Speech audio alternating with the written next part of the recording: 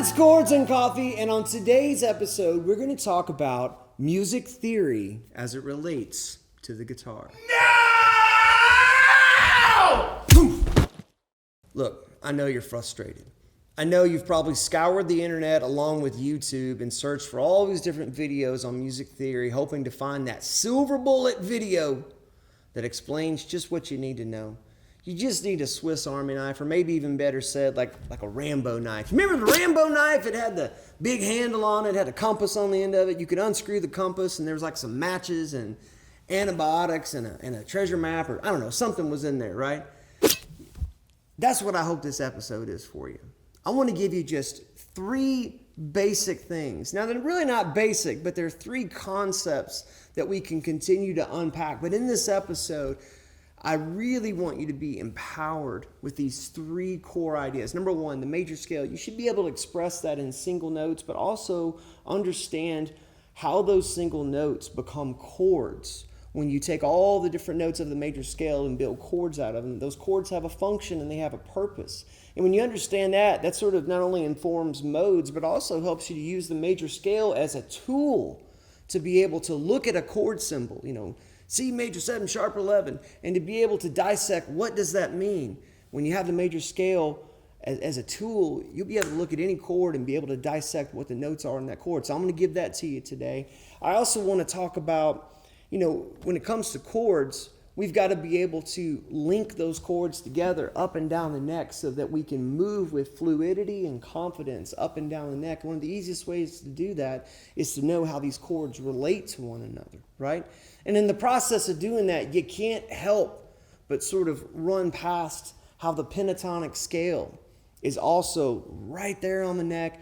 It's laying right next to some of those favorite chord shapes. And so if I was going to break down this Rambo knife of music theory, this, what you just got to have to survive out there in the wild world, I'd say a great understanding of the major scale and how it relates to chords is number 1. Number 2, being able to link those chords up and down the neck. And then number 3, being able to use the pentatonic scale in conjunction with those 2 ideas. And that's what this episode is about. And I guarantee if you watch this all the way to the end, you're going to be able to survive a lot better than you would have without it. Okay, so for sake of ease of explanation, let's just pick a key. We're going to pick the key of A, okay? I want to make sure foundationally, maybe you're watching this and you just started playing. Let's get the major scale in our hands really quick. Won't take but a second. So we're going to start on the 5th fret for an A major scale. I'm going to use my middle finger. Why is that important? Well, because how my fingers are laid on the neck is going to eventually sort of give way to muscle memory. It's just important to start with the right fingering. So we're going to have our middle finger on the 5th fret of the low E. We're going to have our pinky on the 7th fret of that same string, of the E string. So there's A, B, and then index finger is going to hit that C sharp on the 4th fret of the A. Middle finger is going to hit that D note on the 5th fret of the A. Pinky's going to come down and hit that 7th fret of the A again. So A, B, C sharp, D, E. And then now index finger on the D string of the 4th fret. And then finally ring finger gets in the game on the 6th fret of the D. And then pinky finishes up on the 7th fret of the D. Right? That's your do, re, mi, fa, sol, la, ti, do, major scale. Now there's another way to play it, and that right there is a great first way to play it. Remember when I was saying, hey, when you're trying to figure out a chord and what's the sharp 11, all that kind of stuff. If you know what the major scale is, like in the case of a sharp 11, it's like, okay, well, there's only 8 notes, Nate. Well, yeah, but if you go 1, 2, 3, 4, 5, 6, 7, 8, 9, 10, 11, right? You realize that 11 is just that D note, or the 4th, an octave above, right? And if it's going to be sharp, it's just going to be raised, right? So it's an E flat. So right? That's the sound of that. That's just a weird little example I just instantly thought of, but you don't have to use it for just all these weird chords either. There's a lot of different ways that comes in handy. It's a decoder ring that helps you understand why chords are named the way that they are, okay? It's also something that's great to play. It's just an improvisational tool, and we'll circle back to that here in a second. And there's a lot of different ways to play the major scale, right? Just like there's a lot of different ways to play any melodic phrase on the guitar. One approach to that is this 3-note per string. It's really handy. It's good to have in your hands, and I'm going to give it to you real quick. We're going to start on the 5th fret again, but this time instead of starting with our middle finger, we're going to start with our index finger on the 5th fret of the low E. So on that A, and then we're going to use our middle finger on the 7th fret, same string, and then our pinky on the 9th fret, same string. So 5, 7, 9, right? So A, B, C sharp. Do the exact same thing on the A string. D, E, F sharp. And that's going to be index on the 5th fret of the A string, middle on the 7th fret of the A, pinky on the 9th fret of the A. And then index finger is going to hit on the D string, the 6th fret. So 5, 7, 9, 5, 7, 9, 6. And then that's going to be index finger on the 6th fret. And then middle finger is going to be on the 7th fret of the D. And then pinky is going to be on the 9th fret of the D. So 5, 7, 9, 5, 7, 9, 6, 7, 9. And then do that exact same thing again. 6, 7, 9. Right? And that's going to be index again on the 6th fret of the G. Middle on the 7th fret of the G. Pinky on the 9th fret of the G. And then now you're going to switch to index on the 7th fret of the B.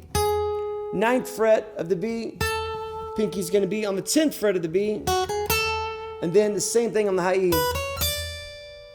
Well, Nate, it doesn't resolve. Well, yeah, I know, but the whole point of it is that we're not playing the major scale up and down from A to A every single time we're playing it. It's colors on the palette to paint with, right? You know, one of the things I'll say about music theory and just music in general, and with Chords and Coffee, my hope is that I am inspiring you to create and not just emulate. Emulating your heroes is super important for you and for me to learn how to play the way that we want to play. Just like reading books written by people that have wonderful and wise things to say about subjects that we're interested in is paramount if we want to train our minds on how to think about that subject. Same thing with music. Same thing. But at some point, you have to say, play, and think for yourself, which creates this risk of throwing out your own ideas. And the way that I approach improvising or just being creative is I'm thinking about all of these notes, or these are just colors I can paint with. And I think that's an important caveat as we move forward. So there's the major scale, 2 different ways. Now, if we're going to express that in chords, well, what does that look like? A while back I did a lesson, and in that lesson I talked about all the chords that are in a key. So we're going to talk about the key of A. In the key of A, like every other key, there are tension chords and release chords. The release chords are going to be the 1, the 3, and the 6. And at this point, a graphic pops up. Boing! Right? And then we're going to talk about the tension chords. And in fact, today, really our focus is on these 4 tension chords. The 2, the 4, the 5, and the 7. Right? Hopefully that looked good and worked out. So, why are we talking about this? And why do these things matter? And why are they grouped this way? Well, they're grouped this way because they share a lot of the same notes. You know, an A major 7, you can look at that as basically it is a C sharp minor over A. Right? The same way, and you'll see here in just a second, a G sharp minor 7 flat 5 is really just a B minor with G sharp in the bass. And all of a sudden, even when I say that, that ought to be like, oh, really? I didn't know that. Yeah. And it's that way for all minor 7 flat 5 chords. And it's that way for all major 7 chords. And really, it's that way for all these chords. Is that there's some basic, and I hate to use the dirty word, but I'm going to use it. Buckle up. Here it comes. It's the basic math of it. Right? These things have a relationship. Okay, so if we take the key of A, and we're talking about all the chords that are in the key of A, and we'll put a graphic up here because Jordan loves to do graphics. And we'll have A major, and A major is going to have A, C sharp, E. Let's go ahead and make that a major 7. Let's put a G sharp on that, okay? And then after that, we're going to have B minor. And by the way, this is how it is in every single key, okay? We're just using A as an example. This formula, if you will, of the way these chords sequence out. This is just the math of it, right? So this is good to learn. So B minor is going to be B, D, F sharp. Let's go ahead and make that a minor 7. We're going to slap an A on the end of that, okay? Now the next chord is going to be, that's right, a C sharp minor. Little Sesame Street moment there, couldn't help it. So C sharp minor, you're going to have C sharp, E, G sharp, and then we're going to put a B on there to make it a minor 7. Okay, so that's the 1, the 2, the 3. Now on the 4, it's going to be a D major 7. We're just going to make everything with a 7. So you're going to have D, F sharp, A, and then C sharp. Now you're going to come to the dominant 7. It's an E. You're going to have E, G sharp, B, and a D natural. That's an E dominant 7. After that, you've got the 6th, the relative minor. This is going to be F sharp minor 7, okay? So you're going to have F sharp, you're going to have A, you're going to have C sharp, and you're going to have an E. And then finally, G sharp minor 7 flat 5. Sounds like a mouthful. Sounds like, when am I ever going to use that chord? You'll be shocked, friend. That's a beautiful chord. Willie Nelson has it, and you're always on my mind, right? It's that wonderful, beautiful little moment of tension there. That's going to be a G sharp. It's going to be a B, a D, and an F sharp.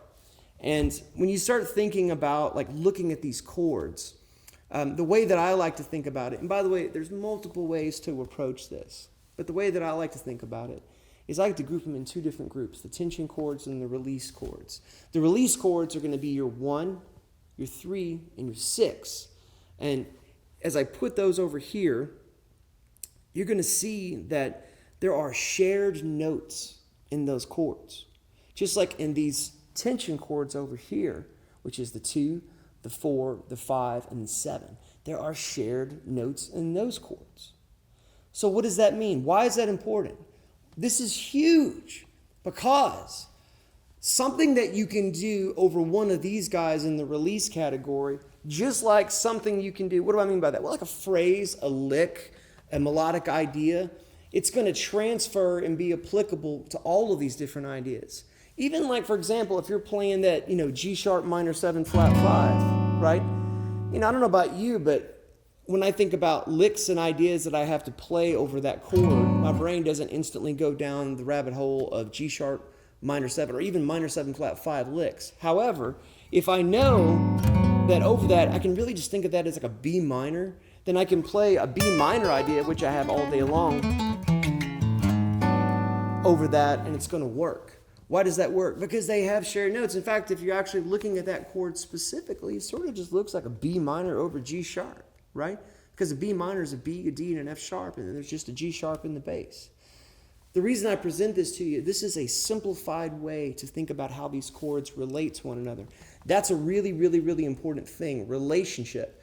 Friend, I'm going to go ahead and tell you right now, I think life is about relationships, period, right? Without getting too far in the weeds of that, and I can preach on that. But I'll just tell you this, music, the language of music, is such a beautiful metaphor, and it really just is boiled down to its essence. It's about how these notes relate. It's about how these chords relate to one another. And even then, once that song exists or that musical passage that we're playing exists, how do we then relate to it? What does that do to us? What does that speak to us? Relationships, it's key.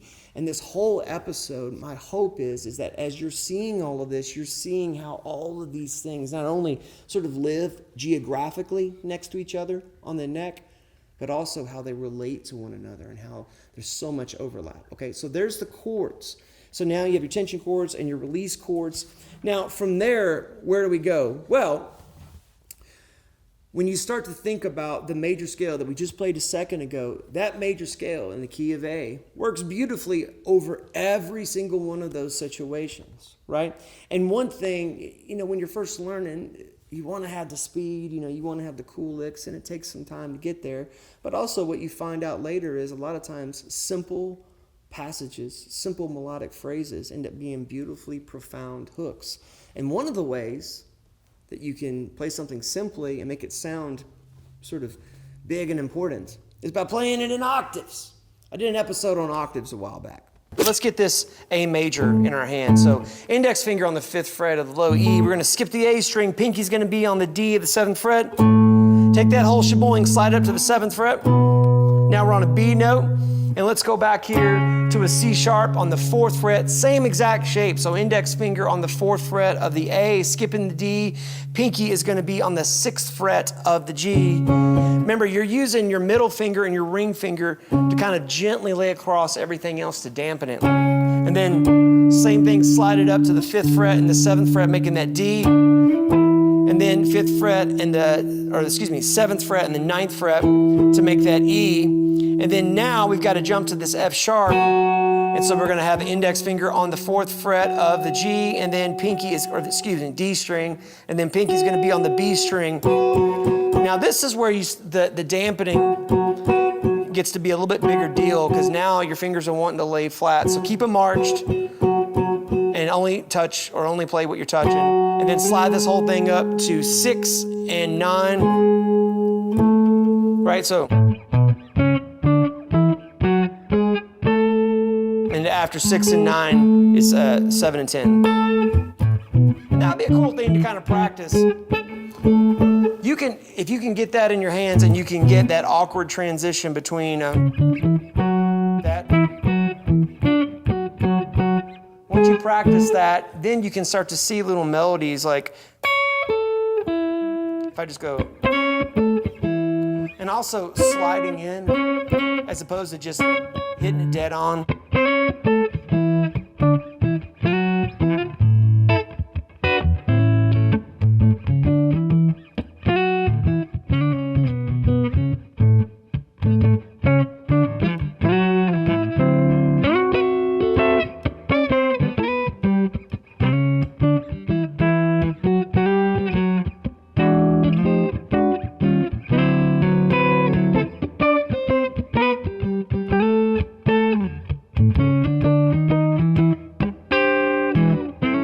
So now, and again, we're making kind of a checklist. These are the things that we want to get in our hands. These are the things that we actually want to learn and pursue and really get a hold of. The next thing on your list to form your Rambo knife of music theory, patent pending, you need to have a way to connect triads up and down the neck, okay? What are triads? Well, a triad is just a 1, a 3, and a 5. It's a basic chord, okay? And one of the ways that's really popular that you hear people talking about all the time is the cage system. The cage system. What's the cage system? The cage system is essentially connecting this C shape to this A shape, to this G shape, to this E shape, to this D shape, and as they move up the neck. Just to kind of spice things up a little bit here, let's change keys. Let's go to the key of G and let's look at the cage system. So I just gave you the cage system starting with C, A, and all these different shapes that are just spell the word cage. But now what happens if you're starting with the G? Which G am I talking about? Well, I'm talking about the one with your middle fingers on the 3rd fret of the low E, index fingers on the 2nd fret of the A. You've got an open G, an open D, and then on the B string, you're gonna have 3rd fret of the B with your ring, and your pinky's gonna be on the 3rd fret of the high E. Now, if we're building the next shape up, it's just going to be good old-fashioned G bar chord, index finger straight across the 3rd fret from low E to high E, build an E underneath it. We're spelling caged, but we're starting with the G, right? The G shape. So it's G, E, and then we're going to go to the D next, right? So here it is. I got a little E chord built underneath this shape here. I got my ring finger on the 5th fret of the A, pinky's on the 5th fret of the D, middle finger is on the 4th fret of the G. There's that E shape. It's really a G chord, but that shape is that E with the human capo on it. Is this making sense to you? Is it coming together? Here's a D shape, making a G chord with the D shape. You're going to have your index finger on the 5th fret of the D string. You're going to have your middle finger on the 7th fret of the G. Pinky's going to be on the 8th fret of the B, and then ring is going to be on the 7th fret of the high E. There's that G right up there. Now, how about this C shape? This is, a lot of us, especially if you're my age,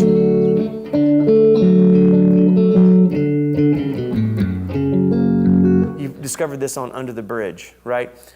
That's the first time, I never thought about using a bar chord with this shape until John Frusciante showed up wearing that beanie standing on a rock on a music video on MTV, right? But here it is up here on a G chord. You're gonna have your index finger. In this case, let's just make this ultra simple, not even have to use a bar. Let's use our pinky on the A string of the 10th fret. Let's use our ring finger on the 9th fret of the D. Let's use our index finger on the 7th fret of the G. And then our middle finger is going to be on the B string of the 8th fret. Right? That's a G shape. That's a G chord using a C shape. Right? And then now we're going to use this A shape. This is going to be index finger, human capo on the 10th fret from A to high E. And then I'm going to have my ring finger laying flat on the D, the G, and the B. Now, here is a vertical graphic of how all those connect, right? Again, you see that? You see how it works? The idea is that this is showing connectivity. Okay, so once you start getting comfortable with this idea of connecting these triads up and down the neck, with these basic chord shapes. The next thing is you really want to start to look at, well, how do these things relate to the pentatonic scale.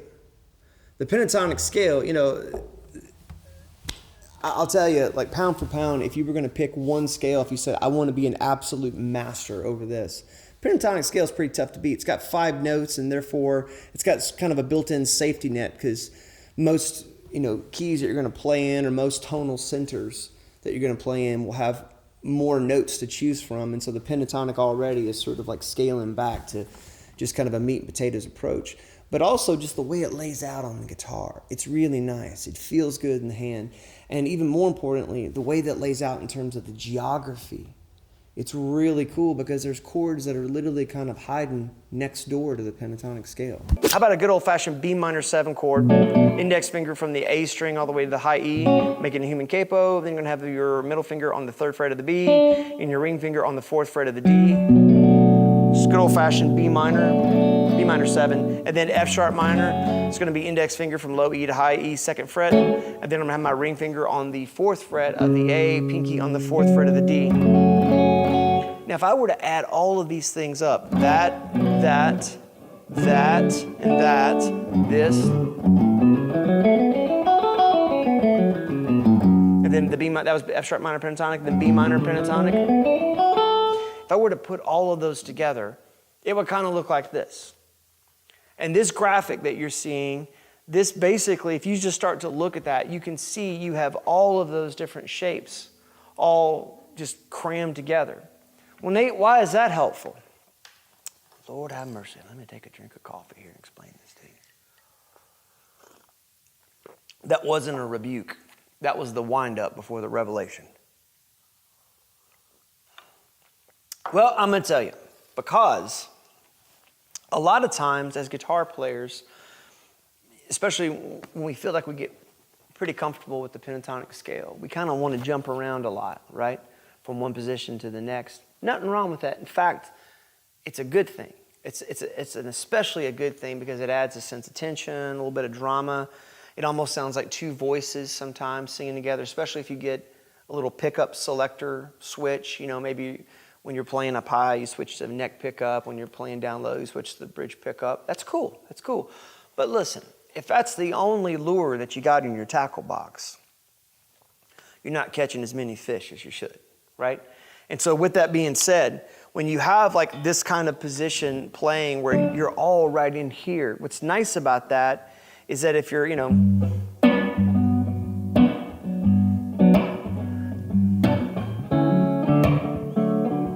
now use your imagination and pretend that's still going.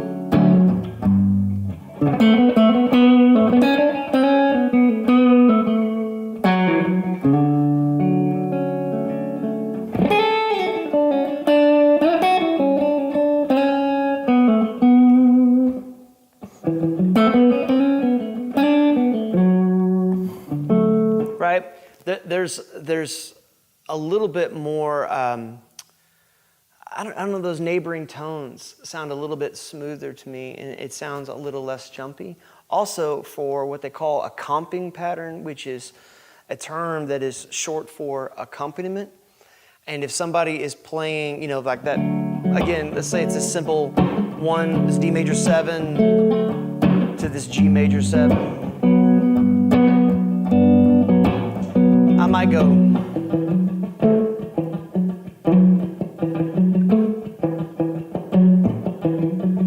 Now in my mind, I'm not thinking about that as B minor pentatonic. I'm not thinking about that as F sharp minor pentatonic. In fact, to be quite honest with you, I think I do some of my best playing when I'm not thinking at all.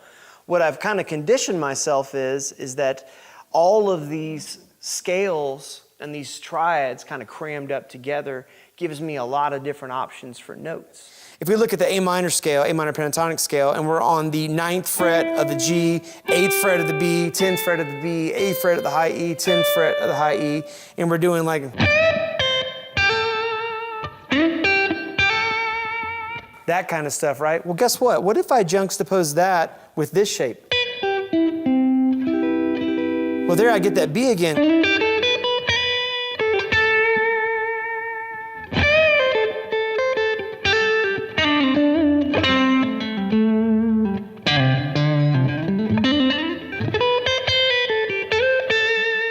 So all I'm doing here is when I'm noodling around, I'm just experimenting with this box and adding that B note from that shape, but also I'm training my eyes to see how these shapes all connect. Does that make sense to you? Okay, so the next scale group, this is the kind of the weird one, but also simultaneously kind of the neat one. So we were here, now we're down here, and this is going to be 4th fret of the high E to the 2nd fret of the high E, and then we're going to go to the 5th fret of the B to the 2nd fret of the B, and then we're going to go to the 4th fret, it's all over the place, right, of the G to the 1st fret of the G. I looked at the wrong camera just then. 1st fret of G. And then the last 3 strings are all 4-2, 4-2, 4-2. For me, the way that I remember it, this is kind of the country version. You know what I mean? It just lends itself to that because you got this that 2-4-2, 4-2-4. It feels good. Right? So, what shapes are native to this? What shapes are hidden in this? Well, there's one that, I mean, obviously there's this E major shape. We won't spend any time on that because you see that pretty obvious. But there's also this great way to play a C sharp minor. I use this all the time. I love it. It kind of reminds me of like the Western, cowboy Western sort of C sharp minor, right? And what this is going to be pinky on the 4th fret of the A. This is going to be middle finger on the 2nd fret of the D, and then index finger on the 1st fret of the G. And if you want to add the C sharp that's on the 2nd fret of the B, you can, but I think more about a single note activity when I'm adding that.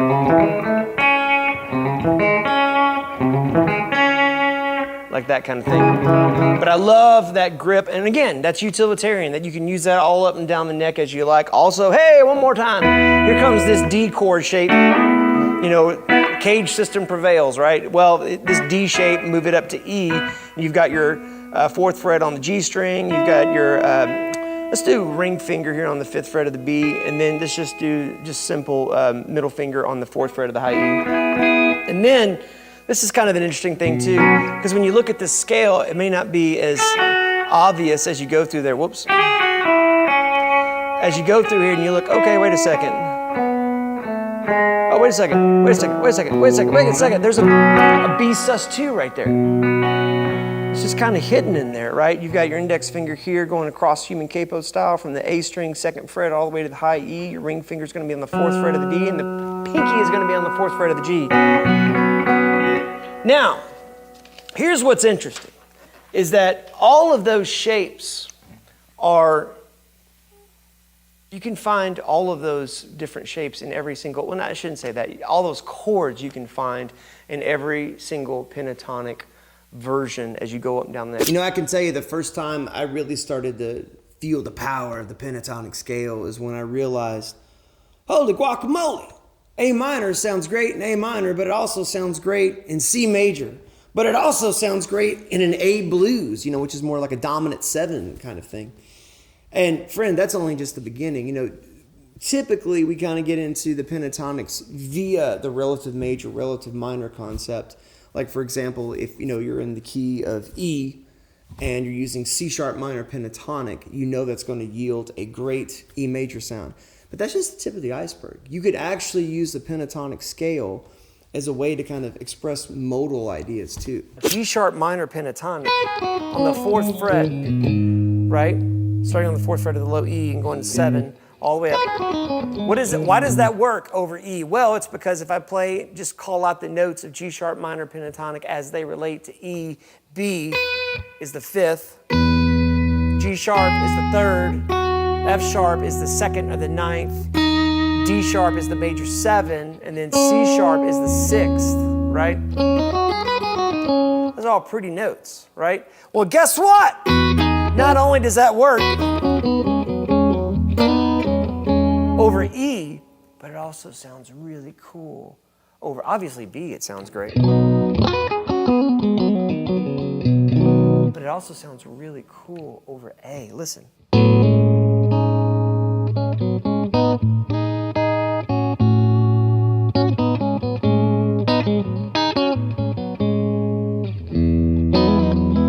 what's happening there. When I play this A note over that, and I'm looking at my notes here so I don't get off track here.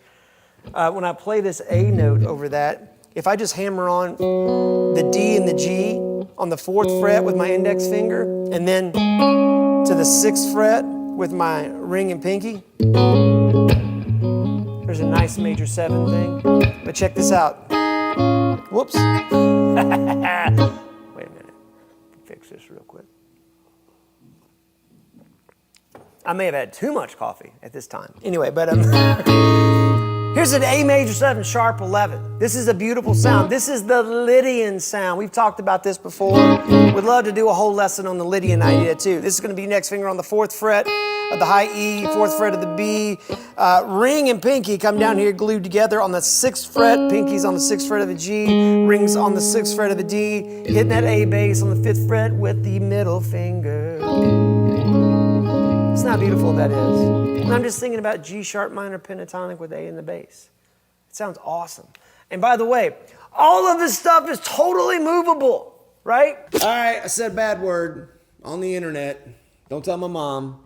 I said modes. I know a lot of people don't like modes. Some of my favorite guitar players get kind of down on modes, and I think that's because maybe an overemphasis on the headiness of it or the whatever of it. But at the end of the day, it's just another way to articulate this idea of relationship. How does the major scale relate to all the chords of that key? What am I talking about? Let's pick an easy one. Key of C. In C, take a C major scale, right? Well, if I play that C major scale over a C chord, that's the Ionian mode. C major, easy peasy. Now, if I go to this D minor chord and I play that same C major scale, but I'm going to start on D and end on D, that's called the Dorian mode. And, if you think about, well, how would I express that in a chord? Really, that B note kind of ends up making that sort of sound right there, that Dorian sound, right? And this is the idea as it progresses forward. So E minor, that's the 3rd chord in the key of C. That E minor, if I play a C major scale over that, that gives me that Phrygian mode. If I play an F major chord, especially F major 7, right? When you start adding all the 7s to the chord, if I play a C major scale over that, it's going to give me the Lydian sound. That's the Lydian mode. It's a C major scale over F. F's the 4th chord in the key of C.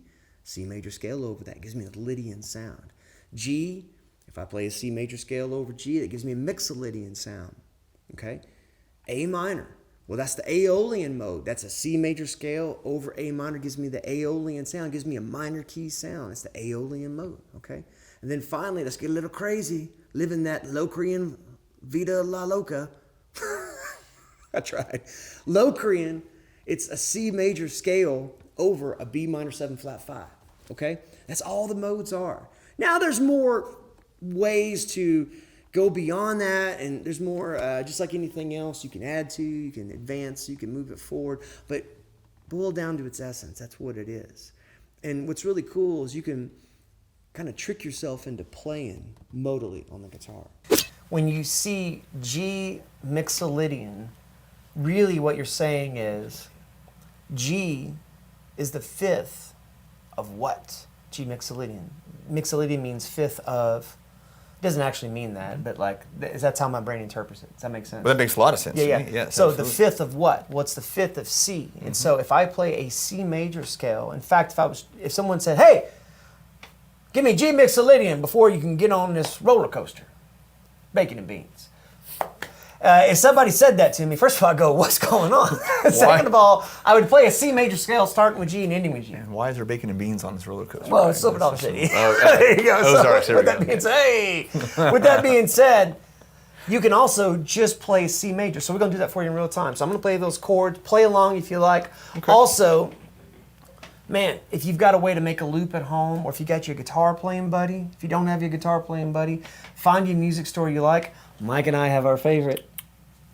And go there and meet people and comment below if you need more direction than that. I can get you a guitar playing buddy. All right, here we go. Or buy a loop pedal. Or buy a loop pedal.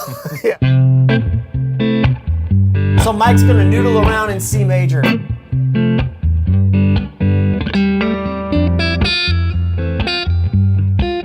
Oh, there it is.